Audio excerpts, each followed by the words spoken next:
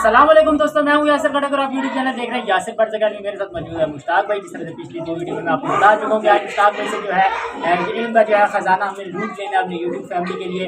तो जितना मुश्ताक भाई का जो है एक्सपीरियंस है वो सारा जो है मैं इस वीडियो में दोबारा शेयर कर रहा हूँ। तो उस्ताद बहुत ही ज़्यादा जो है एक पूछे जाने वाला सवाल है।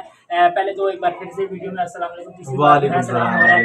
हाँ, तो इसमें जो है आपने सवाल जो है बहुत ज़्यादा मुतवातर यही पूछा जा रहा है कि यार जावा का जो है ज़रा ब्रीडिंग साइकिल बता दें, ब्रीडिंग रिजल्ट। हालांकि 3 से ज़्यादा तो आप भी बता चुके हैं, मैं भी बता चुका हूँ, लेकिन जो है जाहिर सी बात है जिस तरह यूट्यूब चैनल ग्रो करता है उस हिसाब से ऑडियंस आती है, तो उनके लिए जो है तो नए लोगों के लिहाज से जो पुराने भी खैर देख रहे हैं वो भी वो बर्दाश्त करें पुराने वाले बर्दाश्त करें। अच्छा, तो इससे बात यह है कि अगर हम देखा जाए कि लोग पूछ रहे हैं कि जावा का जो है ब्रीडिंग रिजल्ट बता दें, तो जावा में बॉक्स सही है या मटकी।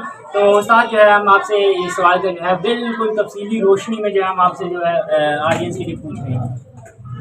अच्छा भाई, तो जावा का सीन ये है कि सबसे पहले तो मैं खुद गलती कर रहा हूँ कि मटकियों में ब्रीड ले रहा हूँ। मैं गलती इसलिए कर रहा हूँ क्योंकि मुझे उसमें बेहतर रिजल्ट नहीं आ रहे जिस तरह आने चाहिए। बेहतर से मुराद ये कि मेरे जो जानने वाले हैं वो 11-11 अंडे, 10-10 अंडे, 8-8 बच्चे इस तरह से निकल रहे हैं और मेरे 6-7 का एवरेज चल रहा है। तो इसलिए मैं उस हिसाब से कह रहा हूँ क्योंकि इंसान फितरतन तो आपको पता है ना कि लालची भी है कि ज़्यादा से ज़्यादा है। तो उस हवाले से अगर देखें तो मैं भी चाहता हूँ कि मेरे पास 11-11, 10-10 बच्चे आए, लेकिन जिनके मैंने देखे हैं कि किन के आते हैं तो मैंने देखा उन्होंने बॉक्स लगाए। इसलिए मैं कह रहा हूँ कि मैं मटकी में गलती कर रहा हूँ, लेकिन मटकी की गलती का मतलब ये नहीं कि आपने मटकी लगा दी तो कुछ होना ही नहीं है, नहीं, एवरेज कम आएगा।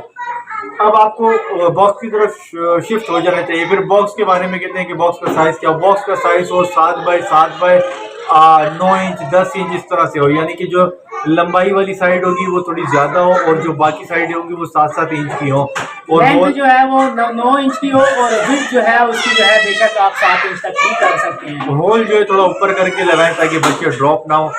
ये वो चीज़ें हैं कि जो लोग छोटी छोटी चीज़ें छुपा लेते हैं क्योंकि उन्हें शौक होता है कि वो जो है ना अपने मुरीद बनाए और अपनी जो है वैल्यू बनाए। तो मैं वो चीज़ इसलिए बता रहा हूँ क्योंकि देखिए मेरे पास अभी बजट नहीं है, इसके लिए बजट नहीं है कि मैं ये परचेजिंग करूँ क्योंकि एक बॉक्स भी जो है वो 600 रुपये के करीब का है और अगर मुझे जावा के बॉक्स लेने पड़ेंगे तो वो मेरे 50,000 तक का अमाउंट मुझे वहाँ पे लग जाएगा। इसलिए मैं अभी मटकियों पे गुजारा कर रहा हूँ।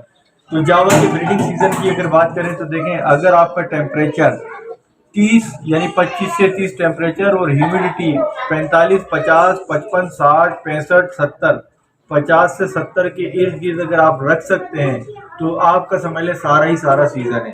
आपने लगाए हुए, जिसने ब्रीड करनी होगी कुदरत की तरफ से वो करेगा, उसको आपने माहौल वाला दे दिया है। लेकिन आपने ऐसे एनवायरनमेंट में रखा हुआ है जो आपने नेचर पे ही छोड़ दिया, टोटली नेचर पे छोड़ दिया, तो फिर आपका जो है ना मई की 15 तारीख से जो है ना समझ लें ख़त्म हो जाता है। गर्मियाँ पड़ना शुरू हो जाती हैं, मई की 15 तारीख तक आपने पहले जितना लेना है खींचना है खींच लिया। फिर जून, जुलाई, अगस्त की 15 तारीख से फिर आपने बॉक्स और तैयारियां शुरू करनी जो कि आपकी 25 अगस्त तक पहुंचेगी।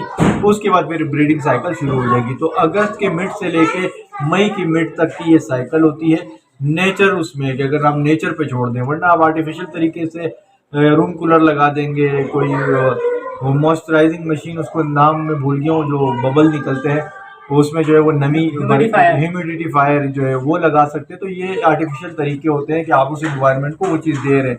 तो एयर कूलर जो है वो बेस्ट है क्योंकि हम जिस क्लास में ना सस्ता और टिकाऊ में एयर रूम कूलर है, वो हवा भी देता है, वो नमी भी देता है, टेम्परेचर भी मेंटेन होता है, ह्यूमिडिटी भी मेंटेन हो जाती है और सारे ही तकरीबन यही काम करते हैं। अब उसमें आप पंखे स्टैंड के जो पंखे होते हैं उसकी शक्ल में भी वो आ चुके हैं।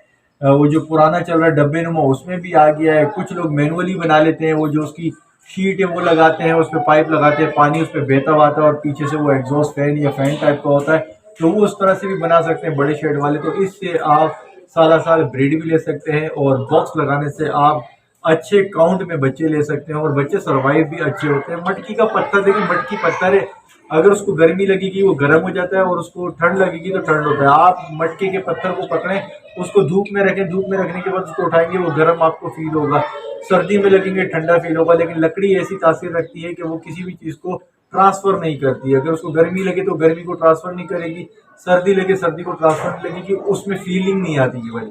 तो टॉपिक मुश्ताक भाई वाइंड अप हो रहा है, लेकिन इसी में पूछ लेते हैं क्योंकि अलहदा बनाए ये जावा का जो है मोल्डिंग जो करते हैं किस टाइम पे करते हैं, कौन सा महीना है जिसमें मोल्डिंग पर आती है और मोल्डिंग में क्या परिंदे जो है वो ब्रीड करते हैं या नहीं करते? मोल्टिंग के हवाले से मैं इतना ताके झाकी तो करता नहीं हूँ, टाइम नहीं होता, लेकिन जो मैंने देखा है एक मोल्टिंग तो उनकी अपनी एज वाइज होती है कि जिस एज में वो पुराने परों को गिराते हैं, नए परों को लाते हैं, जिसमें उसकी शेप वगैरह आ जाती है, उसके हेड के कलर आई सर्किल टाइप के जो आ जाते हैं, एक वो मोल्टिंग होती है, दूसरी उनकी एज वाइज होती है। वो अगर मैं अपनी कॉलोनी में देखूँ तो मेरी कॉलोनी में कुछ पीस मुझे लगता है मोल्टिंग पे कुछ नहीं है, तो इसलिए मैं कुछ कह नहीं सकता कि इसमें चल क्या रहा है। सारे के सारे अडल्ट पीस होते हैं, सब ब्रीडिंग एज में, लेकिन कुछ जो है वो मोल्ड पे होंगे, देखूंगा उनके पर बिखरे हुए होंगे, और कुछ मोल्ड पे नहीं होंगे। तो इसके लिए आप लोग थोड़ा और तहकीक कर लें और कि आप लोगों को बेहतर नताइज मिले। मैं भी कुछ बोलूँगा तो वो कबल अज़ वक्त होगा, लेकिन आप देख लिया करें मोल्टिंग का मतलब ये होता है उसके पर झड़ेंगे, बिखरे होंगे, क्लाउडी से होंगे, जैसे तोलिए नुमा जो है ना भुरभुरे से होंगे, तो समझ जाए। और आपको कॉलोनी में पर भी ज्यादा मिलेंगे, आपको समझ आ जाएगी कि यार ये मोल्टिंग है, वो बेसिकली पुराने परों को झाड़ना और नए परों के आने का अमल है। तो दोस्तों उम्मीद करता हूँ बहुत ही ज़्यादा इन्फॉर्मेटिव है, और मैं थैंक यू करता हूँ, मैं साथ ही आपसे बहुत कुछ सीखने का मुझे मौका मिला है मोल्टिंग के बारे में। वो आपने लहदा बताया वीडियो के अंदर, आपने लहदा समझाया, क्योंकि आप मेरे जैसे बहुत से लोगों की जो है वो रहनुमाई फरमा रहे हैं बर्ड्स की फील्ड में, और अल्लाह पाक जो है इसका ज़रूर आपको अजर देगा। और तो दोस्तों इससे जो अगला टॉपिक बनाने लगा हूँ वो बहुत ज़्यादा इंपॉर्टेंट है, बहुत ज़्यादा अहमियत का हामिल है, ख़ासतौर पर मुश्ताक भाई के चैनल के जो व्यूअर्स हैं वो भी इस चैनल पे इससे इंशाल्लाह फ़ायदा उठाएंगे। तो दोस्तों जुड़े रहिए अगली वीडियो के साथ, और उम्मीद करते हैं ये वाली वीडियो आपको काफ़ी ज़्यादा अच्छी और इन्फॉर्मेटिव लगी होगी। तो चाहूँगा इजाज़त, इस दुआ, इस उम्मीद और इस अपनेपन के साथ कि अपने और अपने बर्ड्स का बहुत ज़्यादा ख्याल रखेंगे। तब तक के लिए अपने मेज़बान यासिर कोटक को दीजिए इजाज़त। अल्लाह निगहबान।